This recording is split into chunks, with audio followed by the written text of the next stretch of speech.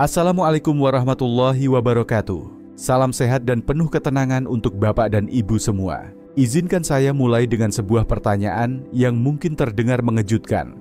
Apakah Bapak Ibu tahu bahwa banyak lansia di Indonesia terkena stroke? Bukan saat sedang sakit, bukan saat bekerja keras, tapi saat mandi pagi. Saya bukan sedang mengada-ada. Baru minggu lalu, seorang anak di Magelang membawa ibunya ke puskesmas dalam kondisi lemas, bicara tidak jelas, tangan kanan sulit digerakkan. Sang ibu sebelumnya tidak mengeluh apapun, hanya mandi pagi seperti biasa, dan itulah yang membuat saya semakin gelisah. Perkenalkan, saya Dr. Rahmat Widodo. Usia saya sudah melewati 60 tahun. Saya bukan hanya seorang dokter umum, tapi juga telah lebih dari 30 tahun mendampingi para lansia di berbagai kota, dari Pekalongan, Temanggung, hingga Makassar.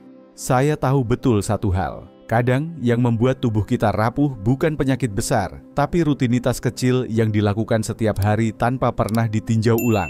Sudah terlalu banyak orang tua yang saya temui kehilangan kemampuan berjalan, bicara, bahkan kesadaran, hanya karena satu kebiasaan pagi yang keliru. Dan saya tidak ingin itu terjadi pada Bapak Ibu atau orang tua yang Bapak Ibu cintai. Dalam video ini, kita akan bongkar bersama 8 kebiasaan mandi pagi yang diam-diam bisa memicu stroke dan serangan jantung, terutama bagi mereka yang sudah di atas 60 tahun. Kalau Bapak Ibu merasa masih sehat dan kuat, justru inilah waktu yang paling tepat untuk mendengarkan. Karena seringkali, serangan datang bukan saat tubuh lemah, tapi saat kita merasa semuanya baik-baik saja. Mari kita mulai dari kebiasaan pertama, yang paling sering dianggap menyegarkan, tapi justru bisa menyebabkan kelumpuhan dalam hitungan detik. Bapak Ibu, bayangkan tubuh kita seperti mesin tua yang baru saja diam semalaman. Saat bangun pagi, semua bagian tubuh masih berada dalam mode istirahat. Jantung belum bekerja penuh, tekanan darah masih rendah, dan aliran darah belum stabil. Tapi apa yang sering terjadi? Banyak orang tua, mungkin juga bapak dan ibu, begitu membuka mata langsung berdiri, jalan ke kamar mandi, dan menyiram tubuh dengan air panas. Rasanya memang enak, hangat, menyegarkan. Tapi justru disitulah jebakan diam-diam mulai bekerja. Saya sering menjelaskan pada pasien saya bahwa tubuh lansia itu tidak bisa disamakan dengan anak muda. Air panas yang langsung menyentuh kulit saat tubuh belum siap bisa membuat pembuluh darah melebar tiba-tiba. Akibatnya, aliran darah ke otak menjadi tidak stabil. Bagi orang yang tekanan darahnya sudah lemah atau punya gangguan jantung ringan, ini bisa memicu pusing mendadak, jatuh di kamar mandi, bahkan stroke ringan. Di salah satu rumah sakit tempat saya bertugas dulu di Temanggung, kami menerima seorang ibu usia 71 tahun yang mengeluh sering pusing setelah mandi pagi. Setelah ditelusuri, ternyata beliau selalu mandi air panas tidak lama setelah bangun tidur. Belum minum, belum makan, dan langsung berdiri masuk kamar mandi. Saat dilakukan pemeriksaan, tekanan darahnya drop setiap pagi. Itu bukan karena penyakit berat, tapi karena tubuhnya belum diberi waktu cukup untuk benar-benar bangun. Bapak Ibu, solusi dari masalah ini sangat sederhana. Setelah bangun tidur, jangan langsung berdiri. Duduk dulu 2-3 menit di tepi ranjang. Lalu minumlah segelas air putih suhu ruang. Biarkan tubuh benar-benar siuman dan sirkulasi darah kembali stabil. Kalau ingin mandi air hangat, cukup gunakan suhu suam-suam kuku. Tidak perlu sampai kulit terasa panas atau merah. Dan ingat, ini tidak hanya berlaku untuk lansia yang punya penyakit. Bahkan bagi yang merasa sehat pun, rutinitas ini tetap perlu dijaga.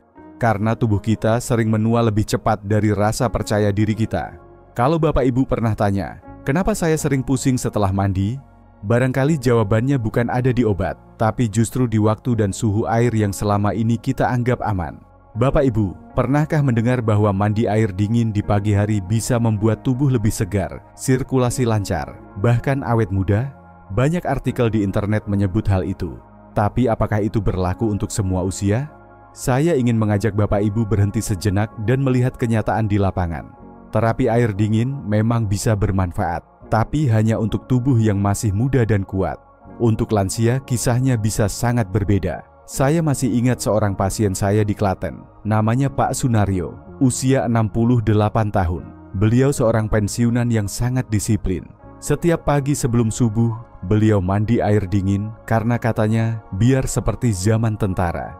Tapi satu pagi, belum sampai siraman kedua, beliau merasa sesak di dada dan pandangan kabur. Beliau langsung terduduk di lantai kamar mandi dan tak sadarkan diri. Untungnya keluarga sigap membawanya ke rumah sakit. Hasilnya, serangan jantung ringan. Apa yang sebenarnya terjadi? Ketika air dingin menyentuh kulit, tubuh kita secara refleks menyempitkan pembuluh darah untuk mempertahankan suhu inti. Di usia muda, tubuh masih bisa menyesuaikan diri dengan cepat. Tapi pada lansia, pembuluh darah sudah kaku, respons melambat. Akibatnya, tekanan darah melonjak tiba-tiba. Jantung dipaksa bekerja keras secara mendadak, dan ini bisa berujung fatal. Karena itu saya selalu tekankan, merasa kuat bukan berarti tubuh benar-benar siap. Banyak pasien saya bilang, tapi saya enggak pernah merasa lemas, dok. Saya jawab, itu karena tubuh belum sempat protes. Tapi suatu saat, ia bisa protes dalam bentuk yang paling keras, stroke atau serangan jantung. Jika Bapak Ibu tetap ingin mandi air dingin, lakukan perlahan. Mulai dari kaki, kemudian tangan, lalu tubuh bagian atas. Dan sebaiknya hindari mandi air dingin setelah baru bangun atau sesaat setelah makan. Tapi kalau Bapak Ibu sudah punya riwayat tekanan darah tinggi, kolesterol, atau masalah jantung, sebaiknya hindari air dingin sepenuhnya. Gunakan air suam-suam kuku saja. Kita bukan sedang menguji ketangguhan, tapi sedang menjaga agar masa tua tetap mandiri dan bermartabat. Bapak Ibu, saya tahu banyak dari kita yang terbiasa bangun sangat pagi. Setelah sholat subuh, udara masih sejuk, ayam baru berkokok, dan sebagian orang tua langsung menuju kamar mandi. Biar segar. Begitu alasannya, bahkan banyak yang bangga, disiplin, tertib, tidak malas. Tapi izinkan saya mengingatkan, yang tampak sehat belum tentu benar-benar aman. Tubuh lansia membutuhkan waktu untuk beradaptasi setelah bangun tidur. Pada jam-jam awal pagi, khususnya sebelum pukul 5.30, kondisi tubuh masih belum stabil. Penelitian dari Fakultas Kedokteran UI menyebutkan bahwa hormon kortisol, hormon stres alami tubuh, melonjak tajam antara pukul 4 sampai 6 pagi. Kenaikan ini membuat tekanan darah cenderung naik secara mendadak. Nah, saat tubuh dalam keadaan belum terhidrasi, belum sarapan, lalu langsung masuk kamar mandi, terutama dengan air dingin atau panas, lonjakan tekanan darah ini bisa menjadi pemicu stroke atau gangguan jantung. Saya sendiri pernah memantau kasus di Kendari, seorang ibu usia 73 tahun yang sangat rajin. Beliau biasa bangun sebelum subuh dan langsung mandi sebelum jam 5. Suatu pagi, setelah mandi, beliau mengeluh pandangan kabur, tangan kanan lemas, dan bicara tidak jelas. Diagnosisnya, stroke ringan. Dan penyebabnya bukan karena kelelahan atau tekanan emosional, tapi hanya karena rutinitas pagi yang dianggap baik. Bapak Ibu, di usia tua, tubuh kita tak perlu diburu-buru lagi. Justru yang dibutuhkan adalah stabilitas. Setelah bangun, berikan waktu untuk duduk sejenak, minum air putih, sarapan ringan, mungkin hanya sepotong roti atau pisang. Biarkan tubuh benar-benar siap menghadapi hari. Mandi tetap boleh, tapi sebaiknya setelah pukul 6.30 atau 7 pagi, saat tubuh sudah lebih siap dan tekanan darah mulai stabil. Ini bukan soal menjadi malas atau menunda pekerjaan, tapi soal mendengar sinyal tubuh dan menghindari risiko yang tidak perlu. Kalau Bapak Ibu terbiasa mandi sebelum matahari terbit, mungkin sekarang saatnya bertanya kembali, apakah tubuh saya memang siap atau hanya sekadar ikut rutinitas lama tanpa disadari? Bapak Ibu, pernahkah terpikir, tempat paling berbahaya di rumah bukanlah dapur, bukan tangga, tapi kamar mandi? Saya tahu ini mungkin terdengar berlebihan, tapi selama puluhan tahun mendampingi pasien lansia, saya sudah terlalu sering melihat kenyataan yang menyakitkan. Seseorang yang semula sehat, masih bisa berjalan, masih bisa ke masjid, tiba-tiba kehilangan kemandirian hanya karena satu hal kecil, terpeleset di kamar mandi. Saya ingin bercerita tentang Pak Salim, pensiunan guru dari Batu, usianya 76 tahun.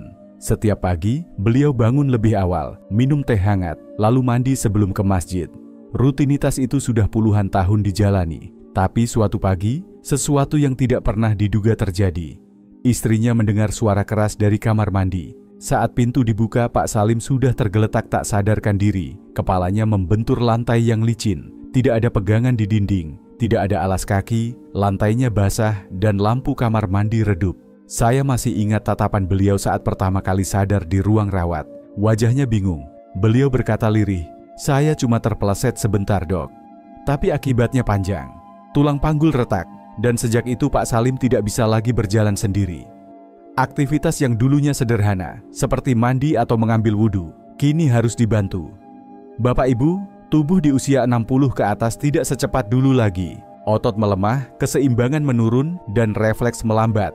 Hal-hal kecil seperti lantai licin, cahaya yang remang, atau tidak adanya pegangan bisa berubah jadi ancaman nyata. Dan sayangnya, banyak orang tua merasa masih kuat, masih sanggup.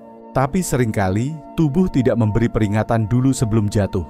Kalau kamar mandi di rumah belum ada pegangan, belum ada alas kaki, atau masih terlalu gelap, mungkin sekarang saatnya mulai dibenahi. Tidak harus mewah, cukup yang sederhana, tapi aman. Saya sering bilang ke pasien saya, menjaga diri bukan berarti lemah. Justru itu tanda kita ingin tetap mandiri lebih lama. Jangan tunggu sampai jatuh baru menyesal. Karena 1 detik terpeleset bisa mengubah hidup yang kita bangun dengan susah payah selama puluhan tahun.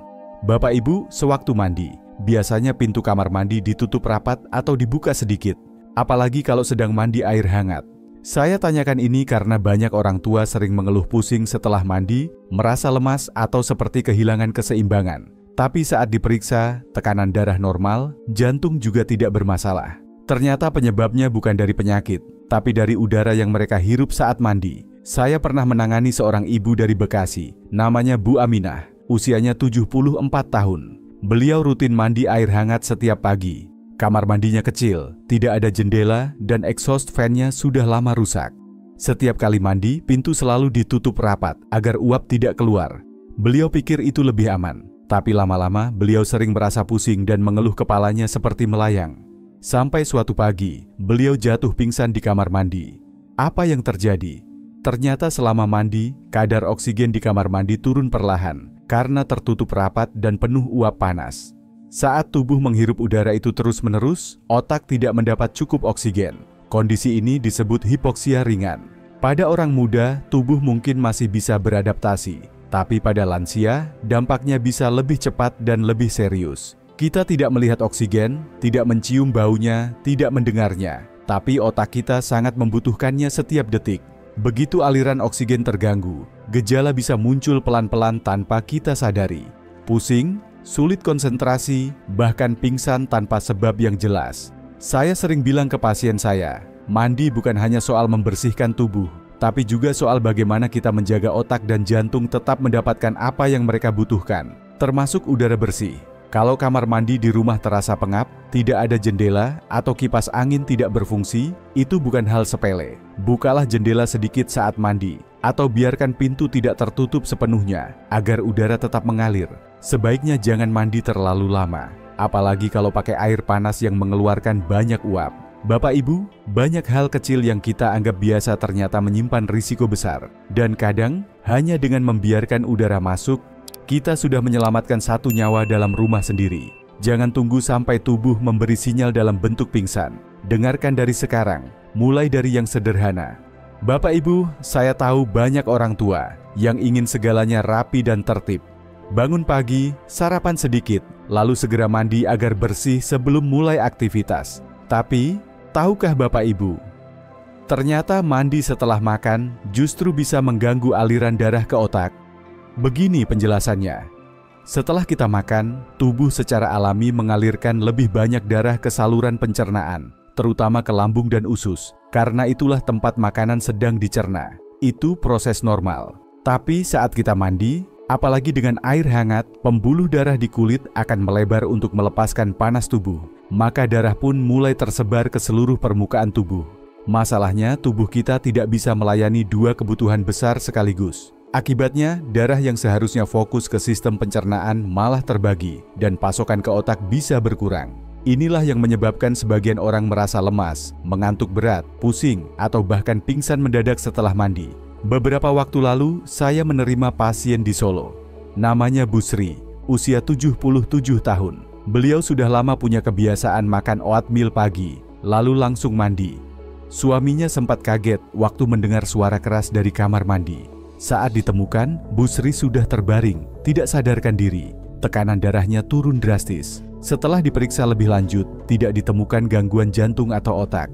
Dokter menyimpulkan, penyebabnya adalah kombinasi antara pencernaan aktif dan mandi air hangat terlalu cepat setelah makan. Bapak Ibu, tubuh di usia lanjut membutuhkan waktu lebih panjang untuk menyesuaikan. Proses pencernaan saja bisa memakan waktu 30 hingga 45 menit untuk mulai stabil. Kalau kita langsung mandi saat itu, tubuh pun jadi bingung, harus utamakan perut atau kulit. Dan dalam kebingungan itu, otak yang paling sering jadi korban. Solusinya sangat sederhana. Setelah makan, duduk santai sejenak, minum air putih, boleh baca Quran, dengarkan murotal, atau sekadar berbincang ringan. Biarkan tubuh bekerja tanpa terganggu. Setelah itu barulah mandi dengan air hangat yang nyaman dan dalam kondisi tubuh yang tenang. Ingat, keinginan hidup rapi dan teratur itu baik, tapi dalam dunia medis, waktu dan urutan seringkali lebih penting daripada niat baik. Maka kalau Bapak Ibu ingin menjaga otak tetap segar dan jantung tetap kuat, beri tubuh waktu yang cukup untuk menjalankan tugasnya satu persatu. Bapak Ibu, biasanya kalau sedang mandi, berapa lama kita berdiri di kamar mandi? 5 menit? 10 menit? Atau kadang lebih lama karena ingin menyabun pelan-pelan, keramas, atau sekadar menikmati hangatnya air yang mengalir. Bagi anak muda, berdiri lama mungkin biasa saja, tapi bagi tubuh lansia, justru disitulah sering tersembunyi bahaya yang tak kita sadari. Saya pernah menerima seorang pasien dari Salatiga, namanya Bu Kartina, 70 tahun. Beliau sangat suka mandi air hangat setiap pagi, dan biasanya berdiri cukup lama di kamar mandi karena katanya ingin benar-benar bersih. Tapi suatu pagi, tiba-tiba beliau merasa pandangan berkunang-kunang. Sebelum sempat duduk, tubuhnya oleng dan jatuh ke belakang. Untungnya tidak sampai cedera serius, tapi kejadian itu membuat beliau trauma. Setelah diperiksa tidak ada gangguan jantung. Yang ditemukan cuma tekanan darahnya turun perlahan saat beliau berdiri lama di kamar mandi yang lembab dan panas. Dalam dunia medis, kondisi ini dikenal sebagai hipotensi ortostatik ringan, yaitu penurunan tekanan darah karena berdiri dalam waktu lama tanpa bergerak. Saat berdiri diam, darah mulai menumpuk di bagian bawah tubuh, terutama kaki. Pada usia muda, tubuh cepat memberi respons, memompa darah kembali ke otak. Tapi di usia 60 tahun ke atas, sistem itu melambat. Akibatnya, otak tidak mendapat cukup oksigen secara tiba-tiba dan muncullah rasa pusing, lemas, atau bahkan pingsan. Apalagi kalau mandi dilakukan saat perut kosong, belum minum, atau baru bangun setelah tidur panjang. Risikonya jadi makin tinggi.